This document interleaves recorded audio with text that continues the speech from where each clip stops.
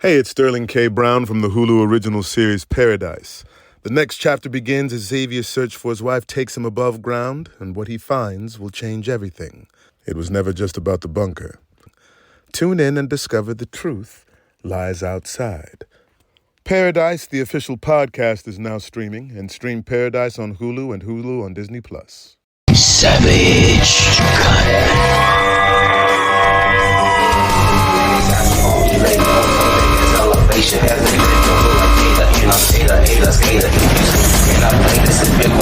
Real talk, no filter on Savaged Unfiltered. Savaged. Alrighty, guys, welcome back to the show. Welcome. You know, a little behind the scenes that we do with these live streams, which I find a little bit better in some aspect, you know.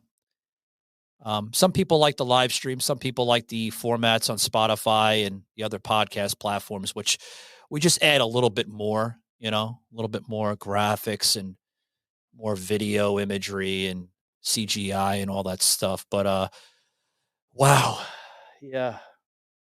That was an interesting conversation, and we have Squeaky with Angie.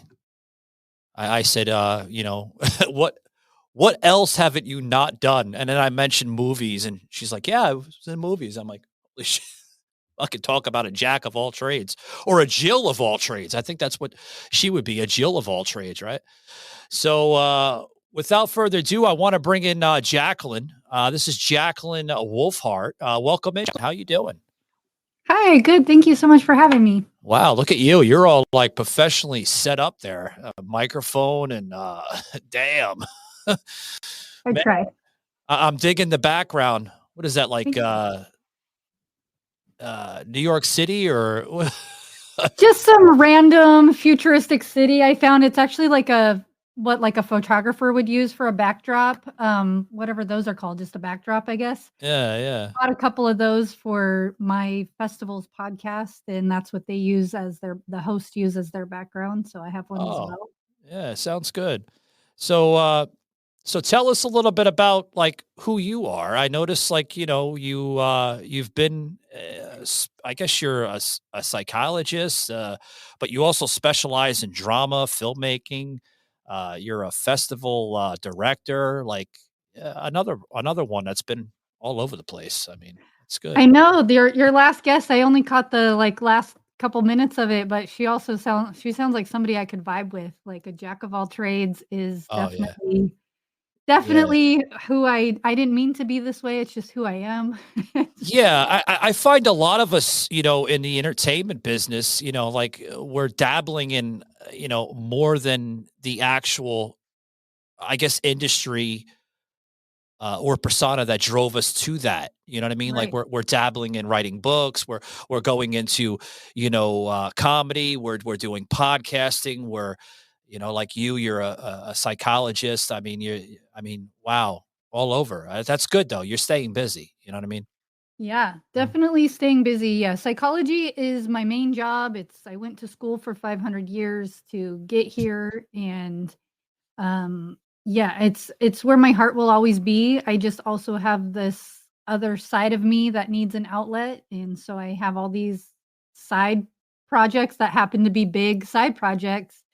But yeah, psychologist is who I am to my core, and I think even if I stopped being a professional psychologist today, I would always it would be calling me every day. Come back.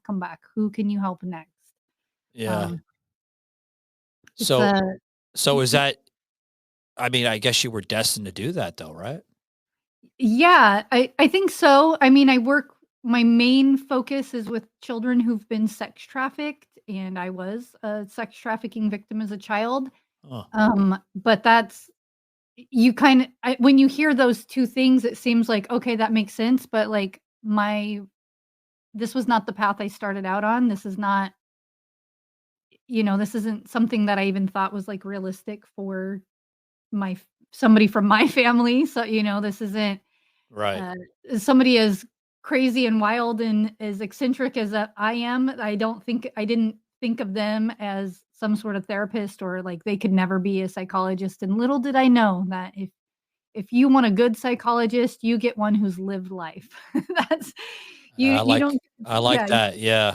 you Yeah. don't get one who's been like sheltered and had this perfect, beautiful life the whole time because they're just not going to actually relate to what you're saying. So I kind of make a good fit accidentally for to help the people I help. And yeah, my first route, I mean, when I was a little kid, I wanted to be a superhero first and Mm. foremost. And I'm not quite there, but I'm working towards it still. I think 6-year-old me would be proud, I think, of where I'm at.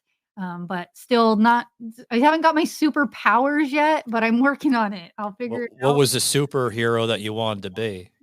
Oh, man. So my favorite when I was a kid, Storm from X-Men was my favorite. She was stunning. She was so cool. She was so poised. But if I could have powers, it would be like, again, going to X-Men, it would be like maybe more like Rogue or even Mystique's ability. I don't know. Uh, it's tough. I like my I like that I kind of have the power to read people's minds a little bit and guide them through their thing, but if I could shapeshift, if I could, like, suck the evil out of somebody by touching them, like, that would be pretty cool. That would be Yeah, pretty awesome. I actually wanted to be Spider-Man. Mm, I drove my mother and father nuts with the Spider-Man thing. yeah. I would get like this like really thin looking twine and I would hang it all over my room and I would imagine myself trying to climb up this stuff, as Spider-Man would do. Right. Did you ever And go in the doorways? Like, put your hands and feet pressured against the doorway and, like, crawl up in that oh or yeah. anything? Yeah. Yeah, we had that because I grew up in I don't know if you can hear my accent. I grew up in New Jersey, New York area, and we had the really really narrow looking hallways, Yeah. and I would try to do that, Yep. and You I could walk got up out down the whole midway. hall. Yeah. What's that? Climb up a little bit, shimmy down the whole hallway like that. Yep. That's Yeah, yeah, and I tried doing that, and I got up like midway, and I fell down, and I fell right up my uh, ass, and it was no, like, oh no. my god. My mother was like, "No more climbing up the No damn more. hallways." See, now she potentially started your villain in origin story. She took away your ability to practice your superhero power. And some if you ever turn evil, people are gonna be like, "We know what caused it. His mom." Goes back to his mom. Yeah, I blame my mother. God rest your soul, Yeah. ma. She's probably looking down like, I wanted to be a lot of things, but doing this podcast shit is not one of them. Oh God. You're still doing good. You're doing good in the world by doing this, though. You're I helping. am. I've Yeah. gotten to speak to a lot of like awesome different type of people and I've spoken to lawyers and movie stars and politicians and Yeah. authors and just about everybody's been on this Yeah. stuff, this thing. So tell us a little bit more about you. Like you doing this I guess work with helping people and help them achieve things that they can't imagine. I guess right. I mean, Yeah, I unfortunately, fortunately, I work with children, which, like, they're much easier to work with, in my mhm, opinion. But they also it's so sad to know that their life started out this way or that they've already gone through so much in just a few years of their life. Um, but kind of when you're working with a kid, you don't need them so much to wanna change. Adults, they have to come in and actually want the help. yeah, They have to be willing to do it. Kids kind of have this mentality of that they were told to do something, so they have to do that thing, which makes it a little bit easier when you're trying to help them through all this stuff. A mm, lot of people don't realize how much it actually affects the whole rewiring of your brain. And one thing I point out a lot is, like, you meet a lot of people with ADHD as adults. They're just getting diagnosed as teenagers, as little kids galore. That kid has ADHD. They might have a diagnosis of ADHD, but I guarantee it's trauma. Because the way your brain tries to help itself to overcome trauma is through ADHD and ADD like symptoms of constantly moving to the next thing, constantly being curious, constantly this, go moving. So most people are like, not really realizing like, oh, that, as I'm 43 years old and I was finally diagnosed. Well, that's probably because when you were a kid, you didn't have it. Something happened along the way, or just life in general. Maybe nothing actually bad happened. Just too much work, overstimulated. That's traumatizing to your brain. And so it's trying to overcome and cope with that. And how it's doing it is giving you these fun, annoying ADHD type symptoms or ADD type symptoms. Not saying that you can't have actual true ADHD. Some people's brains are literally just wired that way. But a lot of the times it's outside factors that have caused your brain to do that, like being trafficked or sexually abused or watching your mom get beat, or, some of these really harsh things. Your brain's going to compensate somehow. Yeah, I think Michael like Gardner, you mentioned, working Uncut. with children is a lot easier than working with adults, and maybe it has to do with the adults are so conditioned now, right? They're conditioned from maybe they experience post-trauma type of events as a child, and their brain has been conditioned for the course of 35, 40, 50 years or whatever. And they're used to it, versus a child. They're still understanding, right and wrong, different types of behaviors. And their brain is still processing it. You know what I mean? Yeah, their brain is literally still growing and adapting around them. So you can do a lot to help mold that. Now, you're not going to just instantly undo damage. It's not just going to go away. It's part of who they are now, but you can really mold them to be able to work with it better, to be able to grow into what they want to be versus kind of what the world has previously shaped them to be. I think with adults, I like this example. And I can elaborate further with it if I ever need to, but as an adult, we go grocery shopping. We get in the car, we take the same path 99% of the time to the grocery store. Why do we do that? Because we're conditioned to. There's, probably 47 different ways that we could take to go to that same grocery store, but we always we get in our car, we take the left here, we take the right there, we go around the corner, and boom, we're there. But really, you could have gone up a block and taken, but with a kid, they're still exploring, they're still learning. So we're going to say, like, let's try this fun route today. Let's actually go up and around the corner first and then come back this way. Maybe it's going to be quicker. Maybe we find out that there's less stop signs. Maybe we find out that there's more beautiful scenery. But adults, you can tell them that, and they're like, yeah, actually, that was a beautiful scene that I took that way, and it only took me the same amount of time. But next time I go, I'm going to take my usual path. They're just going to keep going it's so ingrained in them. They've had so much time doing that usual path that no matter what, it's harder for them to leave that path. With kids, you don't really have to overcome that. Because they're so eager. They just want to learn and grow. That's like what your brain wants to do when it's little. It wants to learn. It wants to absorb everything.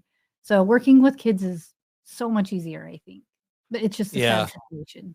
I find trouble like that sometimes, even as an adult, where you just said, the pathway, it's like, should I be going down that way or that way? I like that way because that way it looks funner, And sometimes it's about that your body has become familiar. I know we're just talking like literal roads for pathways right now, but even that, your body has become familiar with this pathway. Therefore, it is the safe pathway. Even if you start driving and you see, oh, there's a wreck up ahead, you're still going to go, I'm going to keep going this way because it's the way I know. That's too much work for me to have to turn ahead. And your mentality is conditioned to go that way, even though there's a wreck, right? I mean, you don't know any other way. You've been going down that way for probably 4 years, to your work or whatever, Exactly. And that's the same with like paths in our life.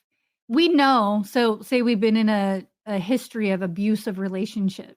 Yeah. And we eventually we start seeing the signs of this person's also abusive, or maybe something I'm doing makes this person feel like they can let that side out of them or whatever. We start seeing those signs, but it's become so familiar to us that even if we break up with that person, we see something in somebody else that feels familiar, feels like, I know that route, so I'm attracted to it. And it takes a while for us to pick on, "Oh, the part that's familiar is the scary bad part that I don't want." But it's what's familiar, and your body, like, literally gears up to, like, your gut instinct saying, go towards the thing you're familiar with versus look for a different way. And that's the harder part. And when you're an adult or even a teenager, you're more stuck in that way. You've strengthened that core gut instinct to go towards the bad thing. When you're a kid, it's not set in stone yet. There's so much work you can do. As an adult, teenager, adult, you can still do the work. It's just so much more work. So you have to be doing it 24/7 until that becomes your new habit, your new normal. With kids, a little bit here, a little bit there really does wonders much quicker. So, man, plus kids are just funny, They're just silly and cute and funny. It's wonderful.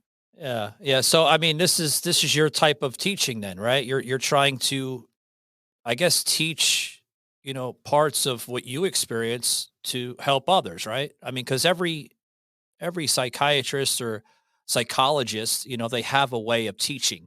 They have a way of explaining these Right. scenarios. Is this what you're trying to Yeah, I present there? think, Or? I really try to adapt to my clients' learning styles and what is clearly best for them. So we'll Mhm. try a few different things, but man, I have lived life. I have had the most amazing ups and I've had some of the worst downs. And I do think that experience helps me and makes them feel more related to me. I mean, most of my trafficked clients that I work with, they don't know that I was trafficked. But there's other things in my life that they can feel connected to me and feel related, like they can relate or that they know I relate to them. So we really kind of work through a bunch of different methods before we find what's working for them. Because for me personally, I don't believe that one size fits all, and it's not going to help. And somebody might have had a much more, to us, what seems like a much more minor trauma, and what they have to do to work on overcoming that is going to be so much more work than, say, somebody who's had a much more extreme trauma. It might have affected them completely different, or we perceive it as a much more extreme trauma, but their brain is just kind of like, oh, that's a thing that happened. So it's going to be a totally different method that we're using to overcome. But I think with most of the adults I work with, just being me and having my life experience, like, I don't even need a degree to Yeah, work with the adults. most of these adults, like you mentioned earlier, they don't want to put the work in. Yeah, It's that hard. is a frustrating part. I feel like, no offense to you, but I do feel like it's men are even they're more or less likely to wanna put the work in. Whi Depends. I have to stop you there. It depends on the person. Depends on Yeah, the it upbringing. It definitely always depends depends on on the the upbringing. person. Like I say that all the time. The upbringing matters because the way you were raised as a child is the way you're 90%, right? Maybe Jacqueline, 90% is the way you're going to carry yourself as an adult. Well, I don't know about that, because sometimes the way you were raised can lead you on the same path to continue that way, or it's gonna 180 you.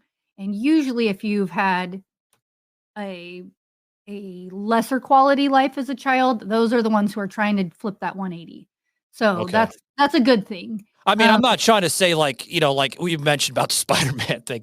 I mean, my mother let me be a kid, she let me right. experience, being a boy, a little boy growing into a teenager and into adult. I got cut. She wasn't one of those mothers where, oh my God, I got to bring you to the hospital right away. You could have some type of weird out of world disease or virus. She let me experience that. And I find that to be the best experiences as a child now as an adult. Yeah. If you're not going to experience it, then how the hell are you going to experience the wrongs and rights as an adult, right? Right. And that's kind of an interesting thing too when you think about somebody's experiences, because sometimes somebody who's had multiple traumas Yeah. every day, a bad life, they're actually gonna be the much easier one to work with than these, like, over sheltered, people who haven't experienced, and you would think, wow, they have such a beautiful, amazing life. They have their rooms the way they want. They have straight A's. They're so obedient, whatever, all these positive things. And then one bad tragic thing happens and they are so much more broken because they haven't had these little tiny things their whole life to kind of help build resiliency. And again, that's not 100% of everybody. If you have a perfect life, I'm not going to say you're going to get more broken, but my childhood was more like a strict / comfortable type childhood. I mean, my mother, the way she explained things and expressed herself, there was yelling in her vocabulary, where if I'd done something wrong, if I tell you to do that one more fucking time, there's no more fucking Nintendo. That's the type of, mentality environment setting that I lived through, but you got to remember, I'm from up north. So, I mean, that was a typical, 80s to late 80s type of household. Yeah, I think expected. I think that's kind of like all over the US. That's kind of the way parenting was in the 80s, was a lot more screaming. Yeah. A lot more yelling, a lot more like really dragging it out by like, I'm going to try to verbally control you instead of like talking it through. I think now we're at the phase where parenting is a lot more like talking things through. And well, you know what I call it, Jacqueline? I call it cutesy time. And that's dangerous. I don't like cutesy time, like all this participation trophy crap. I don't like. If you don't come in first, you don't come in first. There's no first 2.0. It's either first or second. And I think that's dangerous in what's going on right now in the country,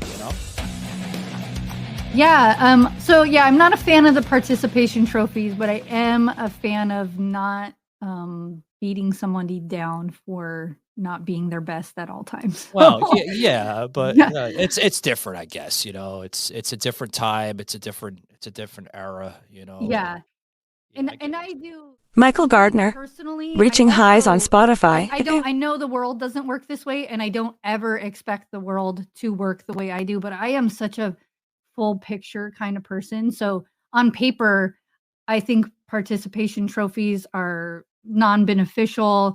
They're, more plastic pollution for the planet. They're this, that, and the other. But I also think, this 4-year-old who's getting this participation trophy, did they actually try? Do they deserve an award? Was it their parent failing them?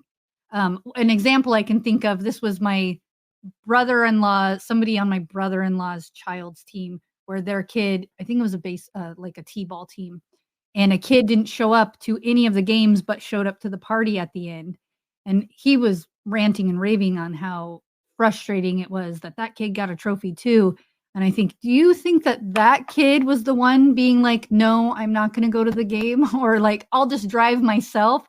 So I kind of think, did the participation trophy teach him anything? Probably not. But should he be punished by somebody else's actions, is how he would, if he shows up to this event and he's the only one who doesn't get a participation trophy.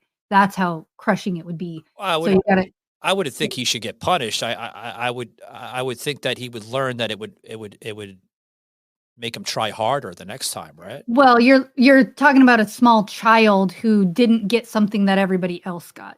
And the setback would be, the setback would be, he would be broken up in tears and, mommy, daddy, what's going on? Why am I, I get what you're saying. So is there a way to teach his parents? Because at that level, it should be on the parents.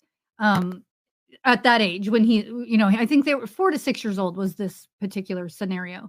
But that should be the parents who are feeling the guilt and think, oh, I should be more responsible in making sure I get my child to this event or whatever, not the child having to feel like all the negative emotions because they didn't get to participate. So yeah, I definitely try to see the whole picture and everything. But at the end of the day, like, what is actually going to help that kid? In this particular case, I think if he didn't get a trophy, it's not going to harm him. If he did get a trophy, not going to harm him. It's such a minor thing. Yeah, I get what you're saying. I want to talk about this this other project, this other type of work that you're involved with this Squeaky Squad. I was actually checking it out. But before we go there, guys, I got to get in. I want to say thank you to some of the people that make this show possible. I want to say thank you to Blackout Coffee. That's right, guys. We've been partnered with them for well over 2 years now. A small company that has grown into a large company right down in South Florida. The people over there in South Florida, Stuart, Florida, actually. Blackout Coffee Company, guys, is truly the coffee for America's warriors. If you use this promo code SAVAGED, you're going to get 15% off your order at checkout. And some of their products are amazing. Brutal Awakening. My favorite, right? Jamie's favorite is Two-Way Guns and Gadgets. He's a pro Second Amendment guy, and he's fully stocked with it. He really is. But check them out today, guys. Amazing stuff. They don't give you the jitters. They don't give you the typical coffee crash, usually after 20 minutes to an hour. They don't give you any of that. It's almost like tasting organic coffee. It is organic coffee. They go through a principle and a process of brewing their coffee there, and it's amazing. I wish them the best of luck, and I applaud them for sponsoring the show, because companies like this, conservative companies like this, they deserve their flowers. So check them out today, guys. blackoutcoffeecompany.com. Back to the show. Jacqueline, got your name there for a minute. Make sure that never happens again. Put the fucking notes stapled to my forehead, shit. No. You have this company, or you're affiliated with this company called Squeaky Squad Sanctuary, which is located in Melbourne, Florida, guys. Brevard County, if you're aware of that area of Florida. Tell us a little bit about this company and what it's about. I know the mission is to, help animals in need. Yeah. So we're mainly our focus is guinea pigs. I dream someday that we could do this for other animals as well. Right now we have guinea pigs, and we've had actually a couple rabbits as well. But usually when they're guinea pigs, it's they're in dire situations. We usually expect them not to be living much longer, but not in all cases. We've had one, she's almost 8 years old, but we got her when she was about 3 years old. Oh, wow. And she, and they usually only live to be about 5 years old. So she's living, but we thought she wasn't going to make it through the weekend for sure. And here she is 5 years later, being a spoiled little brat. But yeah, so we get them in pretty severe situations. And we also have a couple where it's like, how do I say this? Like if a family's getting deployed and they can't take their pet with them, then they can come stay with us until that family gets back. And that's, other than that, we don't rehome, we don't breed them. We just try to give them their best life until they pass away, and mostly guinea pigs, but we've had a few injured rabbits come to us as well. So we're not Savaged with Michael Gardner on Spotify. We've gotten a couple, and we do try to, if they're wild rabbits, which 2 of them that we've received have been wild rabbits, we do try to get them back to good and then release them back into the wild. Wow. I was going to say guinea pigs, their life expectancy is only like you said, 7 or 8 years. If they live that long, that's very rare. Yeah, it's actually 5 years is their life expectancy. Oh, is it 5? Okay. Yeah. Yeah. So yeah, we've got one that is well over that, and a couple that are pushing that right now. But they come to us in pretty sad shape, and unless they come from a loving home that hopes to get them back after whatever trauma they're going through, most of them come in a pretty sad shape, and we just want to, love. I just want to provide a little extra love if I can. And like I said, someday I hope that we could do this for larger animals. We just don't have the zoning for it where we live right now. But I think it would be so cool to have like a vet, like a military veteran who is maybe being stationed somewhere, can't take their pet with them, or whatever situation, but they don't want to get rid of their pet. They don't want to have to find a new family. They want to know that their pet's taken care of. I would love to be the one to take care of your pet until you can come back to it. But I Yeah, think you mentioned it's hard right now to do this process. Is it something that you guys over there at Squeaky Squad has pushed, to the state level? Maybe Ron DeSantis could look into this where he can make the funding a little bit more possible for that, or Yeah, in my current, like, where I'm located, my yard and my house and stuff isn't properly zoned for this. oh, okay, Or yeah, otherwise I would. If I could get the money to have, like, a big facility that is not a pound, not that the pounds are terrible or anything, but something where these animals are just, like, living their best life until they either go home or they pass away. I would love to do that. But rodent funding, which a guinea pig is a type of rodent, there is no grants or anything for these type of animals. So, it is all funded out of our pockets or through donations. We probably get about 5,000 donate of dollars worth of donations a year, but it costs us about 100,000 a year to operate. of course, yeah. So I'm thankful for my regular profession. I'm thankful for my job, my husband's profession, and that he likes to spoil me and let me do things that cost a lot of money. But Yep. yeah, there's no current grants in our state or anything that helps with this type of situation. So I just want to be there if I can. I'm in a fortunate situation that I can be able to do something like this, so I might as well do it.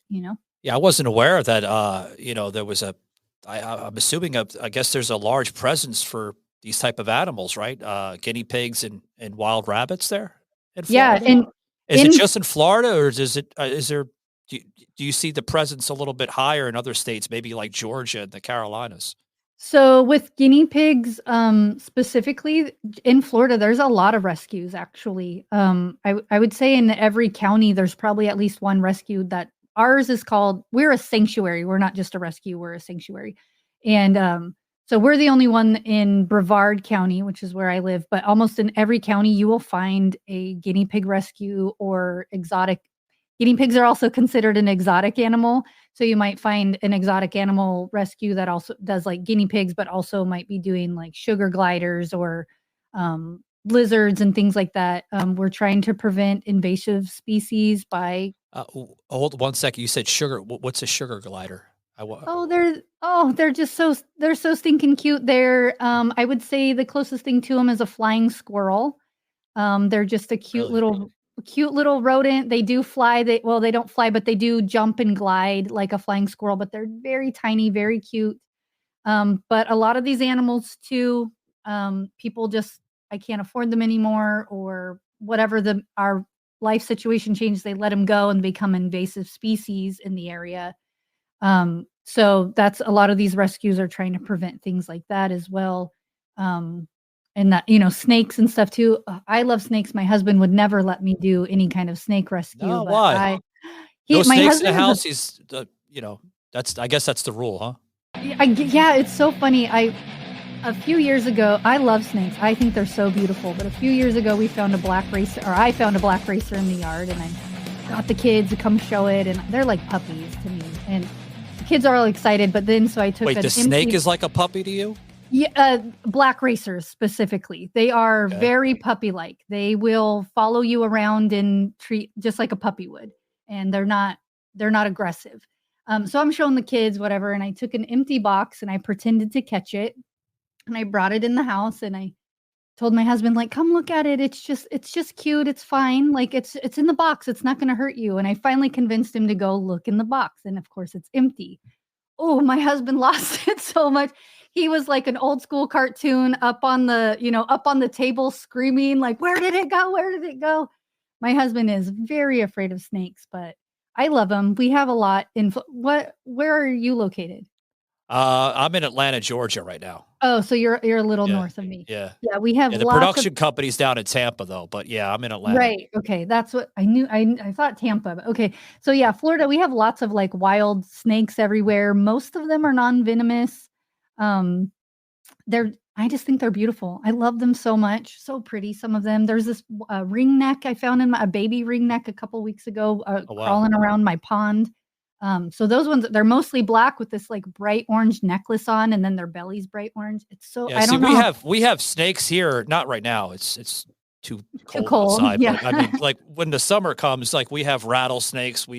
I've seen some coral snakes. Oh yeah, yeah, like regular coral snakes, and I won't go near them. I'm scared to death of snakes. Oh, are you? If You're I right see a there with my snake, I husband. will yell and scream and bitch and holler like a woman, Oh, and no, I'll run away. that's Oh my God, husband. no! If snakes That's are, my husband. yeah, I don't that's I don't me. know why. I just think they're so pretty, and I think they just got that bad image for whatever reason, but most of them are pretty friendly or Well, very bad afraid of image. They you. have venom. Not That's a all of bad them. image. There's like less than Shit will kill you, 10% of man. them. Less Yeah. than 10% of them. Are you afraid of frogs too? No, I'm Oh, actually no, the frogs don't bother me. It's just snakes. Snakes and a there's few a other animals, actually. Florida. I would imagine your area is also pretty high frogged area, but Florida, I know so many people who are terrified of frogs, and I'm like, they're just so cute. How can you be afraid of them? We They're have a everywhere. problem with fox and coyote. I'm Oh, terrified of fox. They think that people think foxes are the most, adorable little, creatures, and some of them are not little. Some of them can grow yeah, pretty some of high, them are big. but Yeah. I mean, they're just they look at you and they have like that snare, like a raccoon, would look Yeah. at you. Like that's what they remind me of, like an enlarged raccoon face, because their face is identical just about. Yeah, yeah. Oh, I love foxes. My youngest son's middle name is Fox even. I love everything though. It's gonna be hard to be like, "What about this thing?" Because 'Cause I'll be like, "I know the positive of that," and I just like it anyways. Um, Positive. There's no like I negative with you. It's all the positive. You it look at snakes on the ground and oh, that's a nice little positive animal. Yeah, you yeah, do. that's And then it bites you and then you're fucking bleeding in there. That's not yeah, positive anymore. I'm just not afraid. I've been bitten so many times. I just don't care, but my husband's uncle, he's never called me annoying or anything, but he will try to push me constantly to finally find the thing that I don't say, "Isn't it so cute about?"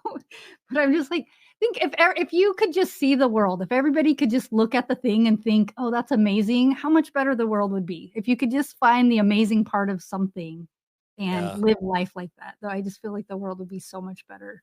Yeah. Jacqueline, if it's all right with you, I'd like to direct some of the listeners here that's tuning into the show about this Squeaky Squad Sanctuary, guys. If you'd like to donate any money towards this, that will actually be used as a source of funding to pay for the veterinarian bills, the food, the monthly supplies, and all that, you can head over to squeaky squad.com. The donate link is there in the middle part of that page, as well as an Amazon wish list. They have set up a Amazon wish list towards that. So all your money will go Thank you. towards the funding for the bills, the food, and the supplies to these guinea pigs and other animals that they have located there at the Squeaky Thank Squad. you. Thank you so much. I've never had anybody promote that for us. Thank you so much for that. That's Oh, you're amazing. welcome. Thank you. Yeah, you're welcome. I have a heart. Not only do some of these animals terrify me to death, but I do have a heart to some of these animals because, I mean, some of them are cute and adorable. Just guinea pigs. They're cute and adorable. I had one as a kid until my uncle accidentally ran it over when I was Oh, 5 years no. old, and that was the end of my guinea pig. But Guinea pig days, yeah. yeah, yeah. So I, I'm looking at this Squeaky Squad stuff as we kind of close it up, and I noticed some, there's a lot of like great little things out of this. Is this something that you started, with this company, or did you have some help alongside with it? No, this was all me, and it was, just it wasn't like a dream I ever had or anything, but we decided I had guinea pigs like you when I was young, and I really Mhm. liked them, and I thought, "Oh, let's get some guinea pigs for my kids," and, we got 1, and you're not supposed to only have 1. I knew that.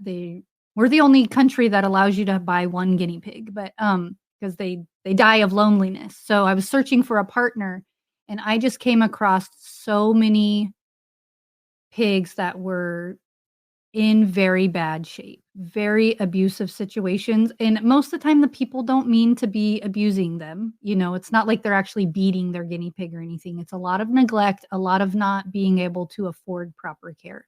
Mm. So, we took in a couple, very some that were on the verge of death. And my husband was like, if these die, that's the end of this. And well, they didn't. That's one of them we still have, is from that first batch we got.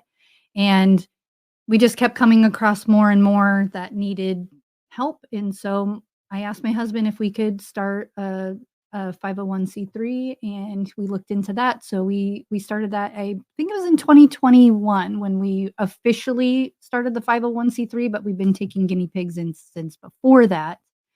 And we got a really beautiful setup now. Again, like I said, it's just mostly my husband spoiling me because I'm a spoiled brat, I guess. Well, I mean, he's married to you. He has to love you. He has to care for you. I mean, that's Yeah, part of the agreement to, be married to and someone. he does such a great He's not job. doing any of that, Jacqueline. I would be questioning him, Well, this is a little over the top. I don't This mean is to put him on the spot, but I mean, it's true, right?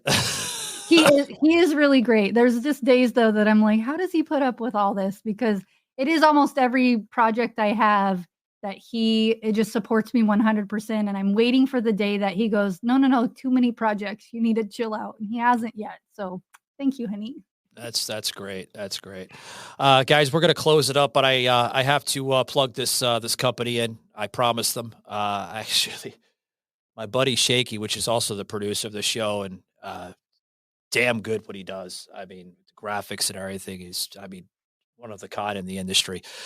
We went to, we were, we were kind of, I was doing work. I do a lot of side work with All Casting Productions. If you guys heard me mention this on my show on countless of times, I do a lot of movie extra work, and I've gotten to work with a lot of different types of well-known actors and actresses.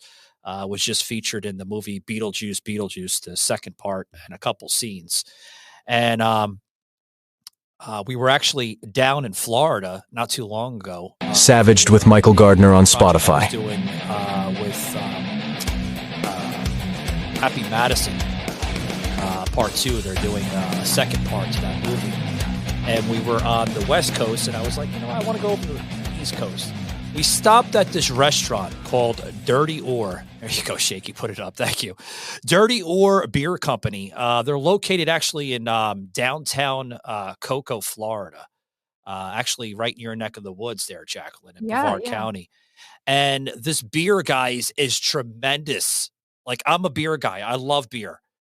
And I told them, I said, I'm going to promise to plug you on my podcast, because I normally charge to do these things, but your beer is phenomenal.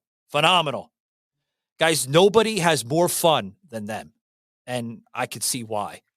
The name is it's a little out there. Dirty Oar. You have to say it slow because it sounds like you're saying dirty, like whore, like a woman, like a hooker or something. But it's called Dirty Oar, OAR Beer Company. And it's a little micro brewery right in downtown Cocoa. Check them out today, guys. Scan the QR code. Producer Shaky just put up the QR code in the graphic. Scan the QR code. Check them out today. If you're a beer fanatic like me, you're gonna love it. It's just clean, crisp beer, and you can't go wrong with it. I love them. Thank you very much, a Dirty Oar Beer Company. We're going to be back to you guys soon to check you guys out again. I told the owner I want to see more products because he only has a few selected set of products there, but I want to see more. Check them out today, guys. They're a tremendous company. But, so we're going to close it up here with you, Jacqueline. You got the Squeaky Squad company there to help the guinea pigs and the wild rabbits there in Florida. And, you're helping children and, some adults in some cases, but mainly children, which I think is a great thing. I mean, you have everything that just kind of comes into its appropriate reach, right? You're helping animals, you're helping children, some adults in some cases. This has always been, I guess, like a lifelong passion of yours, huh? Yeah, definitely. And you turned it into a career. That's awesome. It really is.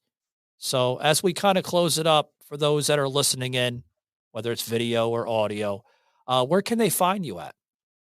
Me as a person, I'm pretty hidden, but if you are seeking mental health help, you can go to wolfheartfamilyservices.com. If you're seeking animal help, you can go to squeaky-squad.com. if you're needing help with your films or writings and things, I have a film festival, or it's a media festival now, and that's wolfmediafest.com. Yeah, go to any one of those sites and you'll be able to contact me, get in touch with me somehow, and I am here to help. So please ask for help if you need it. Okay. Well, I noticed that you also have an IMDb website. Is that still active, or because I noticed that you didn't plug that at all? But oh yeah, you can look me up on IMDb. Not all my things, all the things I've done. I used to do modeling and was. I see that. I see that because you said that, and I wanted to kind of joke around with you towards the end. You know, I noticed that, like, you kind of snuck that in the beginning where you're like, I have another side of me, and that's your other side, I guess. Yeah. So yeah, when I was younger, I did music videos. I toured with Linkin Park for a while. I'm not a musician. I was an assistant, but they got me into modeling. And then you said you toured with them, like a roadie or something, or? Yeah, I was there. I was called a gopher, but it's literally just like their right hand assistant. And so they need a bag of chips. I was the girl for you. You know, I'm gonna get you a bag. Hey, you want a cup of coffee, Lincoln Park? I'm gonna get you the coffee. Yep. So that's what I got to do, and it just, you know, it was pretty awesome time. But it led me into modeling. I got to be in a couple music videos for them, which led me into other music videos for other artists, and cool. Kind of branched into this other side of my life of expressing, you know, creatively expressing myself and helping others do that as well. So yeah, other side of me. That's awesome. Wow. You did like a 190 there with the music entertainment industry going into, you know, helping people and animals. That's cool though. Yeah. Thanks. Awesome stuff. Well, thank you very much, Jacqueline, for coming on. Appreciate it. I appreciate you doing what you're doing. Thanks for having me. Yes. Thank you so much. Yeah. Yeah. And if you guys missed any of the information that Jacqueline just listed, we will put in the show notes on our audio platforms, Spotify, iHeart. Wherever you catch a podcast, guys, we're on there. Just Google search The Savage Unfiltered Show, and we pop up on just about every platform, 40 plus, right, Jake? Yeah, about 40 plus, constantly growing. So, and if you like the live streams, guys, jump over to dailymotion.tv. We're available there as well, too. So, awesome stuff. Jacqueline, thank you very much, and I wish the best going forward for you. I really do. Thank you so much. Thank you for having me. Appreciate it. Thank you. All righty, guys. Well, you just heard Jaqueline Wolfheart. You can find her just about everywhere. She's listed her companies there with squeakysquad.com, helping out those guinea pigs in need and the wild rabbits there in Florida, and helping children in that aspect too. Guys, if you're not familiar with who I am, I encourage you guys to check me out on X as we are growing our presence like crazy. Just scan this QR code. It goes right to our main profile there on X. I appreciate it for checking us out there as well too here. Thank you, Shaky. Put that other there. There's another one for you. So that will just go right. Any QR code you click, it'll go right to my main X account there on X. Thanks very much, guys. I am Savaged, and I'm out of here. I'm going to go grab myself some coffee. And